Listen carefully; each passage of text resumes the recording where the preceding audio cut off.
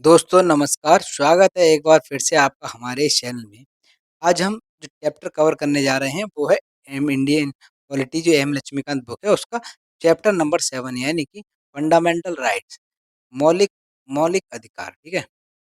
और ये जो चैप्टर है मौलिक अधिकार, ये जो चैप्टर है वो बहुत ही ज़्यादा इम्पोर्टेंट चैप्टर है। अच्छा एग्ज़ाम के पॉइंट से जो है वो इम्पोर्टेंट नहीं है बल्कि एक हमारी सामान्य दिनचर्या की बात करें तो हमारे संविधान में जो हमें अधिकार मिले हैं ये कर्तव्य है हर भारतीय नागरिक का कि उसे अपने जो कर्तव्य है वो पता होना चाहिए। यानी कि जब आपको अपने कर्तव्य पता होगा, तो आप उन चीज़ों को यूज़ कर सकते हो। जब कभी उनका वायलेशन हो, तो सही उसके अगेंस्ट जो है एक्शन ले सकते हो।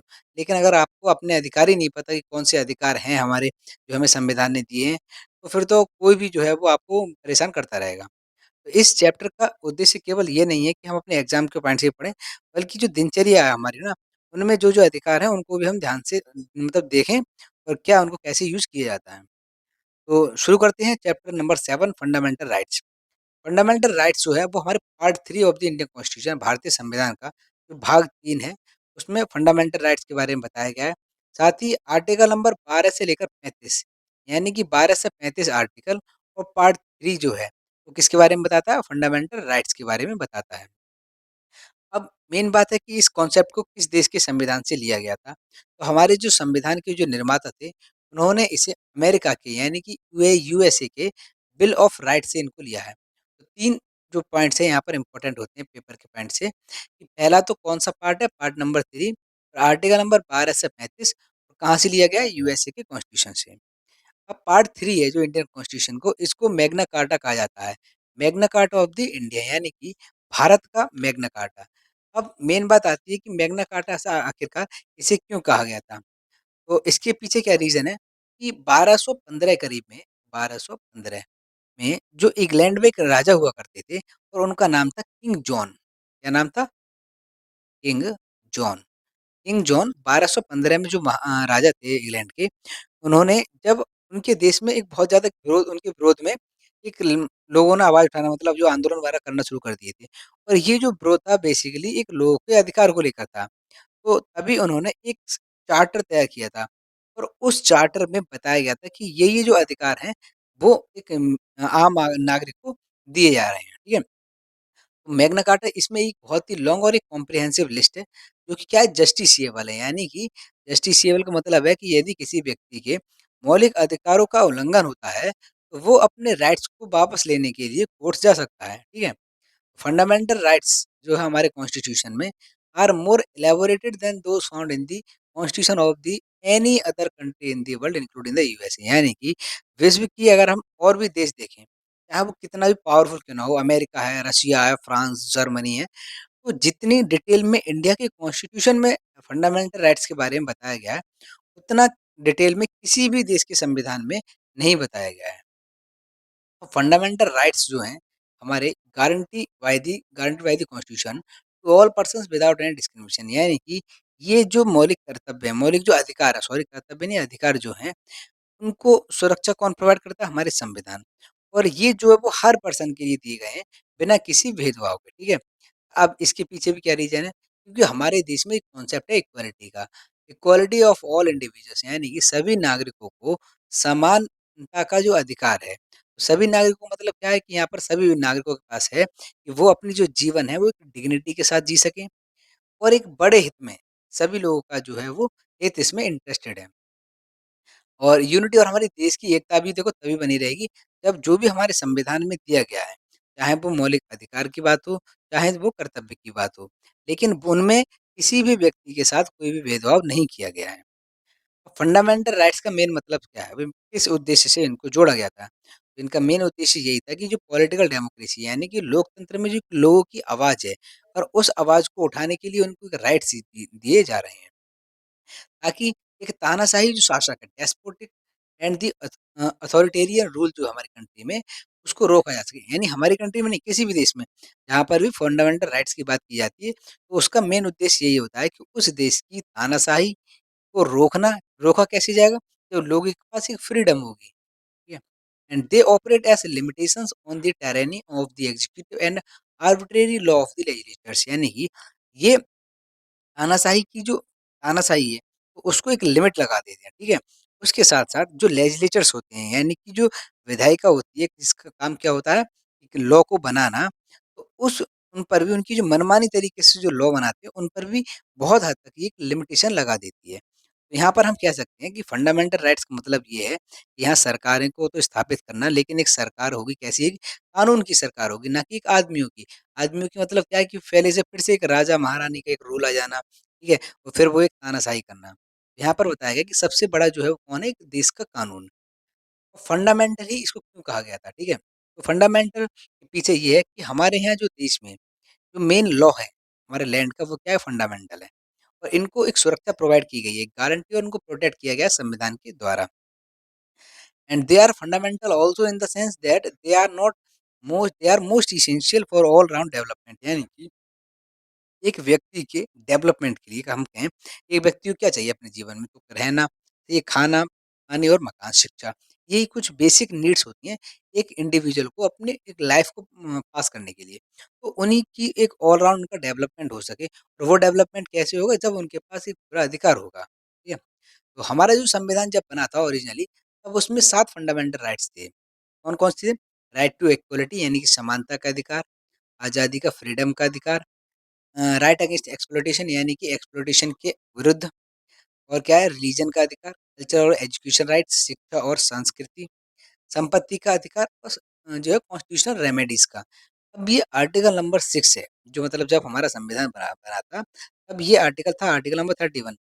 लेकिन बाद में जो राइट टू प्रॉपर्टी है, ठीक है? आर्टिकल नंबर 31, उसको डिलीट किया गया था, ये फंडामेंटल राइट्स लिस्ट से, और किस अमेंडमेंट के द्वारा? 44 अमेंडमेंट एक्ट 1978 के द्वारा। अब इसको फंडामेंटल राइट की लिस्ट से डिलीट कर पार्ट 12 हमारा संविधान का भाग जो 12 है, उसमें आर्टिकल नंबर 300 ए में रखा गया है। तो अब क्वेश्चन ये होता है कि अभी हमारे प्रेज़ेंट में 2025 में कितने राइट्स हैं? तो अभी हम बात करें तो हमारे यहाँ पर 6 राइट्स हैं। जब बना था तब 7वाँ राइट्स था, और कौन-सा आर्टिकल? आर्टिकल नंबर 31, जो अब इसका हिस्सा हो गया पार्ट नंबर 12 का। तो ये यहाँ तक कुछ चीज़ें हमने फंडामेंटल राइट्स के बारे में की। अब हम बात करते हैं कि इनके फीचर्स क्या हैं, ठीक है? कि आखिरकार इनको जब जोड़ा गया और इतना इन पर जोर दिया गया है, तो कोई ना कोई तो इनकी खासियत भी होगी। तो मेन बात यही है कि हमारे संविधान के द्वारा इनको गारंटी प्रोवाइड की गई है। अब इसमें से क्या है कि कुछ तो ऐसे राइट्स हैं, जो केवल और केवल किसके लिए? नागरिकों के लिए। जबकि कुछ ऐसे राइट्स हैं जो सभी पर्सन्स के लिए हैं। तो सभी पर्सन्स का मतलब क्या है कि चाहे वो सिटिज़न्स हैं, चाहे वो फॉरेइनर्स हैं, या एक लीगल पर्सन। लीगल पर्सन का मतलब जैसे कॉर्पोरेशंस होती हैं, बड़ी-बड़ी कंपनीज़ होती हैं, एमएनसीज़ होती हैं, ये लीगल पर्सन्स की कैटेगरी में आती हैं, ठीक है? दूसरा है they are not absolute but qualified, यानी कि एब्सोल्यूट का मतलब क्या है? कि ऐसा नहीं है कि एक बार अगर आपको अधिकार दे दिए, तो आपको आपसे ये अधिकार छीने नहीं जा सकते, यानी इसे वापस नहीं लिया जा सकता। इन पर जो रेस्ट्रिक्शंस हैं वो लगाई जा सकती हैं, और ये रेस्ट्रिक्शंस जो होगी ये रीज़नेबल है, सही है, नहीं है, वो कौन डिसाइड करेगा? ये डिसाइड करने का काम है कोर्ट का। तो इसका मतलब देखें तो ये एक तरीके से स्ट्राइक करते हैं क्या?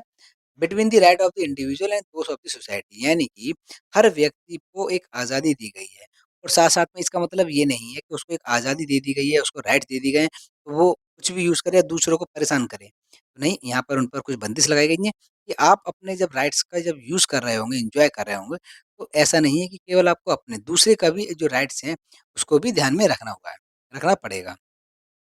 तीसरा है all of them are available against the arbitrary action of the state, यानी कि सभी जो 6 फंडामेंटल राइट्स हैं, सभी जो है एक राष्ट्र की, जो राज्य की जो मनमानी तरीके से उनके द्वारा एक्शन ली जाती हैं, उनकी अगेंस्ट है, उन पर एक लिमिटेशन इसको लगाते हैं। चौथा फीचर्स किसकी बात करता है? कि कुछ इनमें जो है वो नेगेटिव कैरेक्टर के हैं। नेगेटिव का मतलब है इन पर कुछ वो है स्टेट की जो अथॉरिटीज़ है उस पर लिमिटेशन लगाते हैं, ठीक है? और कुछ ऐसे हैं जो पर्सन्स पर भी कुछ लिमिटेशंस लगाते हैं। 5वां है they are justiciable allowing persons to move the court for the enforcement if and when they are violated, यानी कि जब कभी भी इनका उल्लंघन होता है या किसी व्यक्ति को एन्जॉय करने से रोका जाता है, तब वो पर्सन डायरेक्टली कोर्ट जा सकता है उनको लागू कराने के लिए। छठा फीचर्स है they are defended and guaranteed by the Supreme Court, यहाँ किसके द्वारा? Supreme Court. And hence the aggrieved person can directly go to the Supreme Court, not necessarily by the way of appeal against the judgment of the High Court, यानी कि जिस person की जो fundamental rights का violation हुआ है, तो वो पर्सन जो है सीधे तौर पर सुप्रीम कोर्ट को भी अप्रोच कर सकता है, और या हाई कोर्ट भी जा सकता है। कि अगर हम अदर केसेस में देखें, तो एक हमारे यहाँ क्या एक प्रोसेस है। पहले सबसे जो जुडिशरी के एक लोअर कोर्ट्स होते हैं, मतलब उनके वहाँ पर जाएगा, फिर डिस्ट्रिक्ट कोर्ट पे, उसके बाद हाई कोर्ट, तब जाके वो सुप्रीम कोर्ट पहुँचता है। लेकिन फंडामेंटल राइट्स के केस में ऐसा नहीं है। यदि वो पर्सन अगर वो जाना चाहे तो हाई कोर्ट भी जा सकता है और डायरेक्ट सुप्रीम कोर्ट भी जा सकता है बिना हाई कोर्ट जाए। ये उसके पास एक ऑप्शंस होता है। 7वाँ फीचर्स है, दे आर नॉट सैक्रोसैंक्ट और परमानेंट, यानी कि ये परमानेंट नहीं है। पार्लियामेंट कभी भी इनको रिपील कर सकती है, इनमें कुछ चेंज कर सकती है, ठीक है?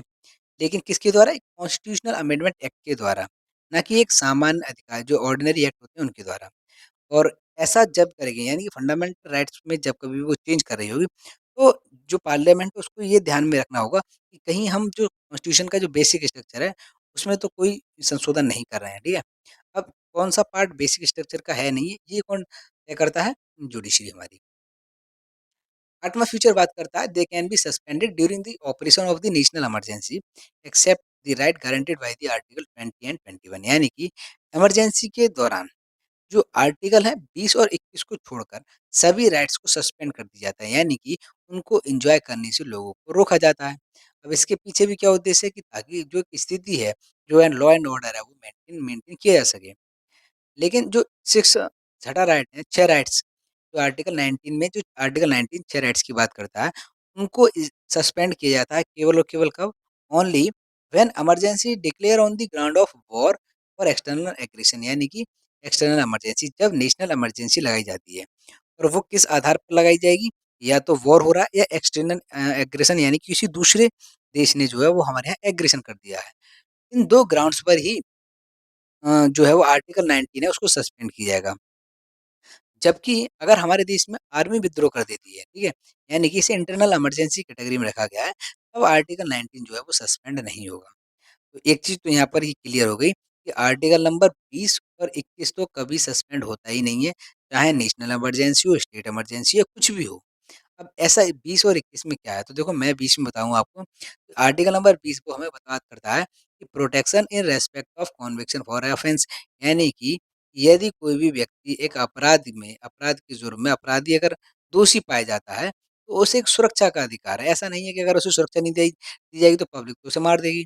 इसीलिए ये जो उस अपराधी को सुरक्षा प्रोवाइड करता है आर्टिकल नंबर 20। जबकि 21 बात करता है कि protection of life and personal liberty, यानी कि एक व्यक्ति की एक जीवन की सुरक्षा और उसकी स्वतंत्रता, लिबर्टी की बात करता है। तो इसीलिए ये 2 आर्टिकल्स कभी भी सस्पेंड नहीं किए जाते हैं। आर्टिकल 19 सस्पेंड कर दिया जाता है जब इमरजेंसी, वॉर या एक्सटर्नल एग्रेशन की ग्राउंड पर डिक्लेयर की गई है तब। इसकी डिटेल में हम जो chapter number 16 national emergency cover करेंगे तो पढ़ेंगे कि नेशनल इमरजेंसी क्या होती है, ठीक है? अब फीचर नंबर 9 क्या बताता है, their scope of operation is limited by article 31 A, यानी कि फंडामेंटल राइट्स है। इसको अगेन जो 31 आर्टिकल है 31 ए, वो इसको लिमिट कर देता है। क्यों? ये किससे जुड़ा हुआ है? ये है एस्टेट्स, यानी कि जो संपत्ति का अधिग्रहण है उससे संबंधित है। जबकि 31 बी किससे जुड़ा हुआ है? कुछ एक्ट्स और रेगुलेशन है जो 9th शेड्यूल में दिए गए हैं। और 31 जो सी है आर्टिकल, वो बताता है कि law giving effect to the certain directive principles, यानी कि कुछ जो सिद्धांत हैं, यानी कि डीपीएसपी की जिसमें हम बात करें, directive principle of state policies, या उनके प्रोविजंस को इम्प्लीमेंट करने के लिए यह सरकार कोई भी लॉ बनाती है, तो ऐसे समय भी क्या है कि फंडामेंटल राइट्स है उनको एंजॉय करने से रोका जा सकता है। तो ये 3 एक्सेप्शंस है 31 ए, बी और सी। 10वां फीचर है, their application to the members of arm forces, paramilitary forces, police forces, intelligence agency and analogous services can be restricted और abrogated by the parliament and article 33, यानी कि article 33 में ये बताया गया है कि जो फंडामेंटल राइट्स हैं उनको कुछ हद तक, जैसे चाहे आर्मी है और पैरामिलिट्री फोर्स है, पुलिस फोर्स हैं, इनके संबंध में भी इन पर रेस्ट्रिक्शन लगाई जाती है मौलिक अधिकारों पर, ठीक है? 11वां फीचर है कि इनकी जो एप्लीकेशन की बात करें, तो इसको अगेन फिर से रेस्ट्रिक्शन लगाया जाता है, जब किसी भी एरिया में अगर मिलिट्री रूल लगा हुआ है। मिलिट्री रूल किस आर्टिकल के अंदर आता है? Article number 34। और मिलिट्री रूल कब लगाया जाता है? जब किसी भी एरिया में लॉ एंड ऑर्डर की जो स्थिति है, बहुत ज़्यादा खराब हो चुकी है, यानी कि पुलिस फोर्स जो है वो काम ही नहीं कर पा रहा है, तब वहाँ पर मिलिट्री जो आती है और वो फिर उसको टेक ओवर करती है, ठीक है? नेक्स्ट है 12वां फीचर्स है, ज़्यादातर जो है वो डायरेक्टली एनफोर्सिएबल हैं, यानी कि while a few of them can be enforced on the basis of a law made for giving, यानी कि कुछ तो ऐसे हैं जिनको लॉ के द्वारा उन प्रभावित किया जाता है, उनको लागू करने के लिए एक लॉ पास किया जाता है। तो कुछ जो है वो डायरेक्टली ऐसे ही लागू हो जाते हैं। and such a law can be made only by the parliament and not by the state legislature so that uniformity throughout the country is maintained। यानी कि ऐसे लॉ जो होते हैं फंडामेंटल राइट्स के संबंध में लॉ बनाने का जो पावर है वो किसे दी गई है? पार्लियामेंट को दी गई है ताकि पूरी जो देश में है वो सभी नागरिक को ऐसा नहीं हो किसी एक नागरिक के पास ज़्यादा अधिकार है, किसी एक राज्य नागरिक को तो किसी दूसरे स्टेट के सिटीजन से उनके पास कम है। तो इसीलिए इस अनइक्वालिटी को कम करने के लिए ये पावर पार्लियामेंट को दी गई है और पार्लियामेंट इक्वली जो है वो सभी सिटीजन्स को समान राइट्स जो है वो प्रोवाइड करती है। तो हमने फीचर्स के बारे में पढ़ा और क्या फंडामेंटल राइट्स के पीछे कॉन्सेप्ट है, किस पार्ट में है, कितने फंडामेंटल राइट्स हैं, वो सब चीज़ पढ़ी।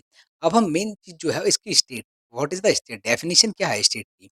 तो स्टेट को जो है वो आर्टिकल नंबर 12 जो है फंडामेंटल राइट्स में पार्ट 3 में आर्टिकल नंबर 12 ये जो डिफाइन करता है कि स्टेट आखिरकार क्या है, ठीक है?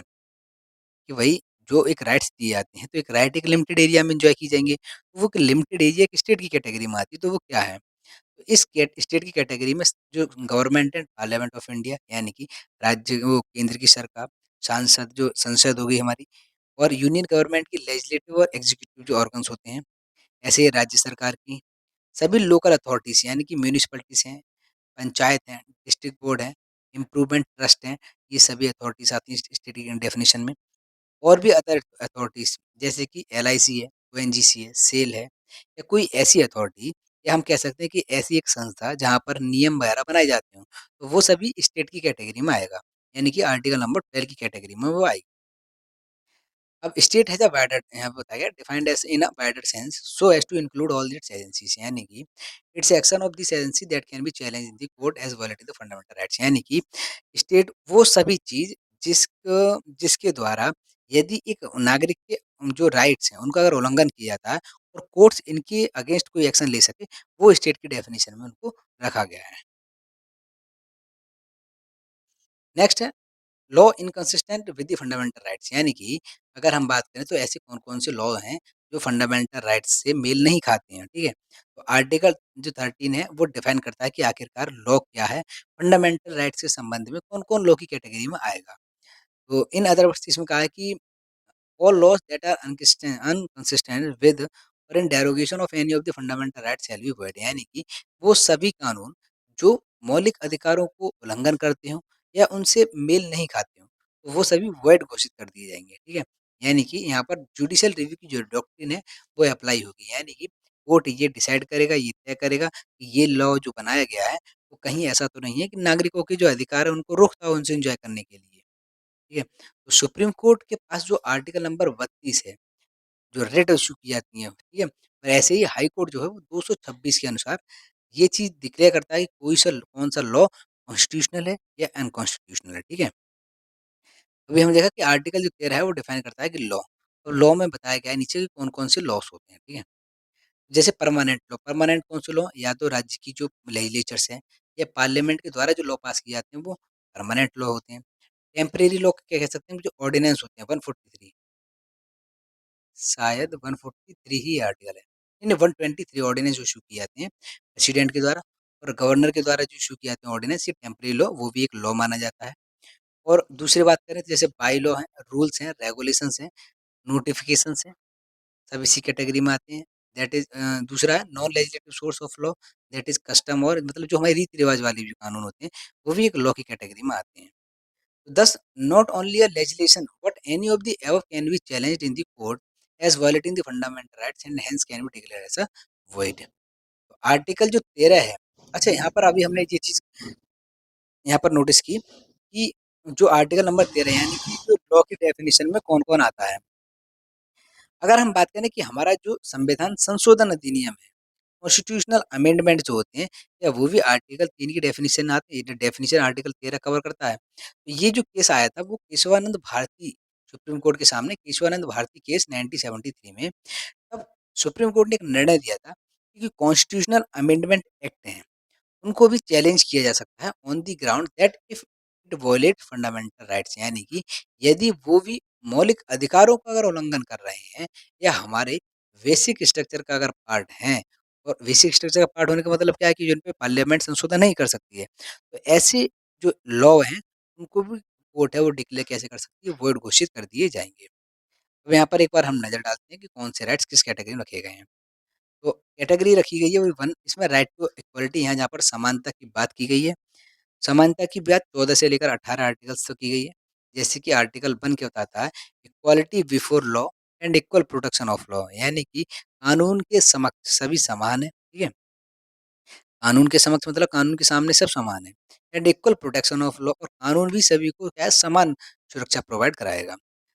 बी आर्टिकल 15 बताता है कि prohibition on discrimination on ground of religion, race, caste, sex और प्लेस ऑफ बर्थ यानी कि जो धर्म, जाति, लिंग, जन्म के आधार पर, ठीक है? इन सभी के आधार पर किसी भी व्यक्ति के साथ कोई भी भेदभाव नहीं किया जाएगा, उस पर पूरी तरीके से प्रतिबंध लगाता है आर्टिकल नंबर 15। नेक्स्ट है equality of opportunity in matter of the public employment यानी कि आर्टिकल नंबर 16 है। 16 ये बात करता है कि जो सार्वजनिक मानी सरकारी जो वैकेंसीज वगैरह निकलती हैं, उनमें सभी व्यक्तियों के लिए समान अवसर वगैरह दिए जाएँगे। आर्टिकल नंबर 17 बताता है कि जो अनटचेबिलिटी यानी कि छुआ-छात पर पूरी तरीके से या कोई भी छुआ-छात से जुड़ी हुई प्रैक्टिस है, जो पहले की जाती थी, उन पर पूरी तरीके से क्या है प्रतिबंध लगाया जाता है, आर्टिकल नंबर 17। आर्टिकल नंबर 18 बात करता है एवोल्यूशन ऑफ द टाइटल्स यानी कि जो पहले टाइटल्स दिए जाते थे जैसे महाराज धीराज, सही है? सूबेदार राय साहब, तो वो उन तरीके के जो टाइटल्स हैं उन पर पूरी तरीके से आर्टिकल 18 प्रतिबंध लगाता है। ताकि ये सब ऐसा क्यों किया गया है? ताकि सभी जो लोग हैं वो समान रहें, कोई भी अपने आप के ऊपर एक सुपीरियर नहीं समझे एक-दूसरे से। दूसरा है राइट टू फ्रीडम यानी कि यहाँ पर फ्रीडम की बात की गई है और आर्टिकल नंबर 19 से 22। आर्टिकल 19 जो है वो 6 टाइप्स की बात करता है, 6 टाइप्स की फ्रीडम की बात करता है। तो पहली क्या है कि स्पीच एंड एक्सप्रेशन, दूसरी क्या है assembly, associations, movement, residence and profession यानी कि ये 6 ऐसे टाइप्स हैं, इन पर हर व्यक्ति को अधिकार है कि वो कुछ भी अपने बारे में अपने क्या है स्वतंत्र रूप से बोल सकता है, अपने विचारों को प्रकट कर सकता है, असेंबलीज़ बना सकता है, एसोसिएशंस बना सकता है। और मूवमेंट कर सकता है, यहाँ से एक जगह से दूसरी जगह जा सकता है, लेकिन जिस एरियाज़ में रेस्ट्रिक्शन नहीं लगाई गई हैं, उन एरियाज़ को छोड़कर। मतलब जिनमें लगाई गई हैं, उनको छोड़कर वो कहीं भी मूवमेंट कर सकता है, कहीं भी वो रह सकता है। ऐसा नहीं है कि जो कोई उत्तर प्रदेश में है, तो केवल उत्तर प्रदेश में रहेगा। अगर वो कोई भी सिटीज़न उत्तर प्रदेश का अगर वो तमिलनाडु में रहना चाहे, तो वहाँ रह सकता है, उसके पास एक राइट है। और कोई सा भी प्रोफ़ेशन जो आप सही समझें, वो आप अपना प्रोफ़ेशन अपना सकते हैं। तो आर्टिकल 9 जो है, वो 6 राइट्स की बात करता है। आर्टिकल नंबर 20 जो है वो बात करता है कि protection in respect of conviction for offence यानी कि यदि कोई भी व्यक्ति किसी भी अपराध में दोषी ठहराया जाता है, दोषी पाया जाता है, तो उसे पूरी जो सुरक्षा है वो प्रोवाइड की जाएगी। Article 21 protection of life and personal liberty यानी एक व्यक्ति को जीवन जीने का अधिकार और पूरी स्वतंत्रता के साथ। 21 ए ये इसमें बाद में जोड़ा गया था और ये बात करता है एलिमेंट्री एजुकेशन का अधिकार है।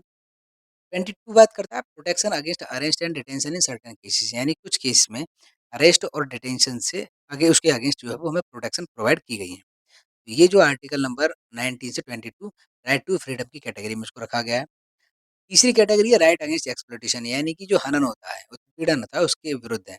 23 और 24 2 आर्टिकल्स हैं। यानी कि आर्टिकल नंबर 23 जो है वो पूरी तरीके से प्रतिबंध लगाता है किस पर trafficking in human being and the forced labour यानी कि जो बंधुआ मजदूरी होती है और जो मानव तस्करी है यानी कि लोगों को खरीदना और बेचना इन चीज़ों पर पूरी तरीके से प्रतिबंध लगाता है आर्टिकल नंबर 13। आर्टिकल नंबर 14 कहता है कि जो बच्चे हैं उन पर फैक्ट्रीज वगैरह में उन पर कोई भी काम नहीं कराया जाएगा, ठीक है? चौथा राइट है right to freedom of religion यानी कि धर्म का आधार है धर्म के संबंध में 25 से 28 तक।